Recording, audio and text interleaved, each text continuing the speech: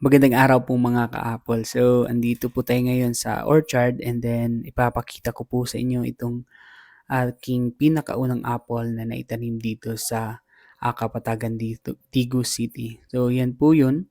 And then as you can see, naka-open vase training po ito. And then sa ngayon po, yung ating apple is nasa stage ng dormancy or tinawag rin po siya ditong partial dormancy kasi meron pong natirang mga dahon unlike po sa labas na talagang nalalagas po lahat kasi wala po tayong snow. So ayan, nasa partial dormancy po siya kasi meron pa rin pong mga natitirang mga dahon. So ngayon, nag-start na rin po ako mag-train, mag-pruning rather, para mamunga ulit yung ating apples. So ayan, yan po yung ating apple. So kinuha na po natin yung mga sprout dyan sa gitna. And ito naman po yung ating first apple dito sa Kapatagan. So ayan, nasa dormancy period na po siya.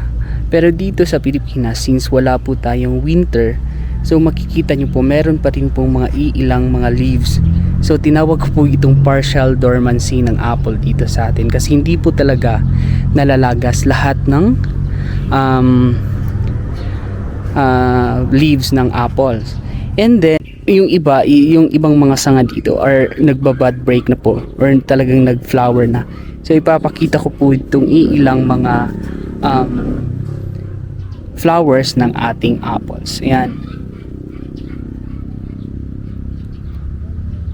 Yan po siya. Ayan. So meron pa rin pong leaves.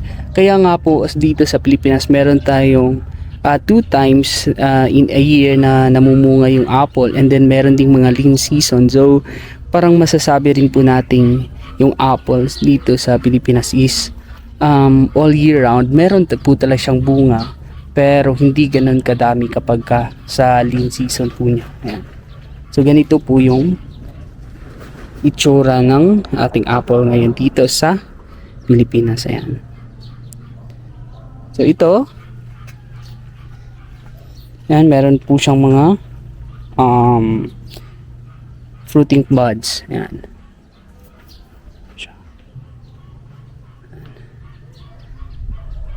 Yan. So kasalukuyan pong nag-start na ako ng mag-prune dito ng apples.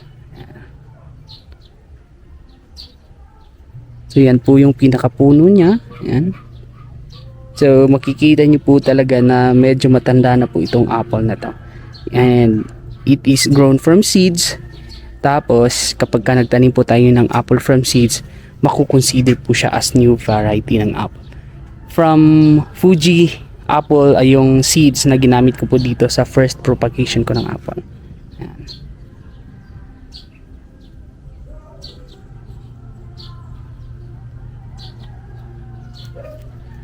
And then yung ibang mga puno dyan, ayan, meron pa po silang mga leaves.